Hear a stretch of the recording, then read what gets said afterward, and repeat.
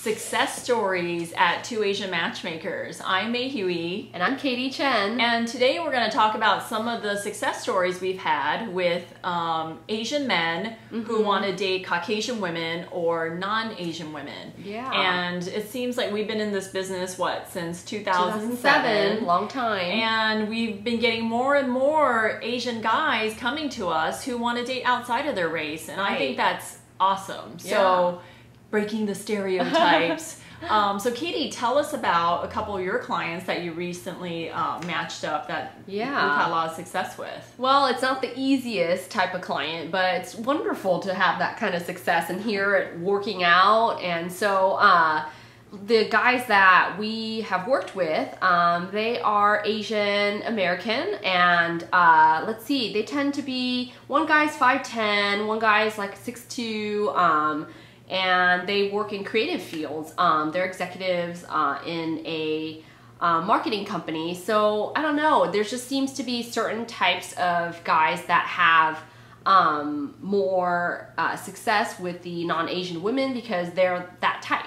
So are you saying like they're like the cool type? I mean, they're not they're like the edgy nerdy guys? They're totally, it's kind of funny because they have that underlying foundation where they are like serious when they need to be. They're doing really well in business. I mean, in fact, they're in their 30s and they've reached such a high level of success. They've retired their parents already. Wow. I mean, they're ambitious. So don't get me wrong, that's still a very Asian nerdiness that they have confessed to me, but and the pressure they get from their parents too, you know, like their parents are immigrants, so they had to work very hard to just make their parents kind of happy and retire them. They wanted their parents to have a good life after, you know, some hardship at the beginning. But anyways, hey, they're not all about, let me just work, you know, head down and work, but they're very interesting. They've traveled, they like a lot of different things. They just have a very artistic kind of creative and they're well-rounded. They're well-rounded. Yeah, they're well-rounded. Lots of interests. Right. Yeah. Right. Yeah.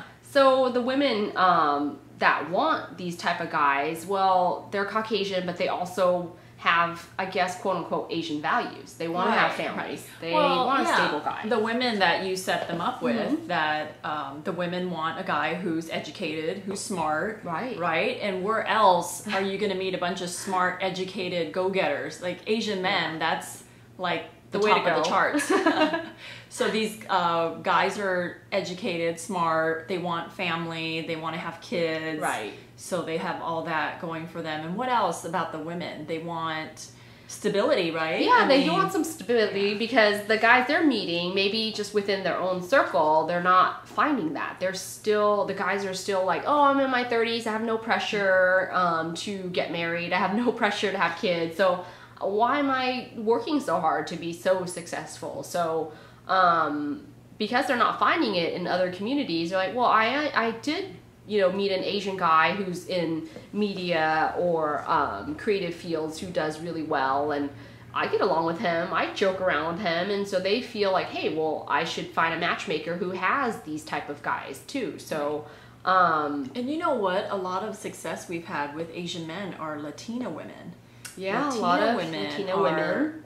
Huge asset in our database. Like Asian men just go nuts for them. So if you know any Latina women out there, maybe it's because like the similarities with upbringing, the cultures, like the very family oriented. A lot of the Latina women and men are they spend a lot of time with their folks and extended families and cousins and stuff like that. So I think that really draws the Asian men to them. So it sounds like, aside from looks and, you know, Asian men not liking Asian women looking like their sisters, it's really beyond that. They're still looking for commonalities, it sounds like. They're still looking for a woman who's family oriented and, you know, values working hard and being a good person. So what if there's like a nerdy Asian guy that has a strong accent and totally looks like an engineer? Are you going to have any luck? Does he just have white fever or something? Because it sounds like you're describing someone who has white fever. Now, we can't just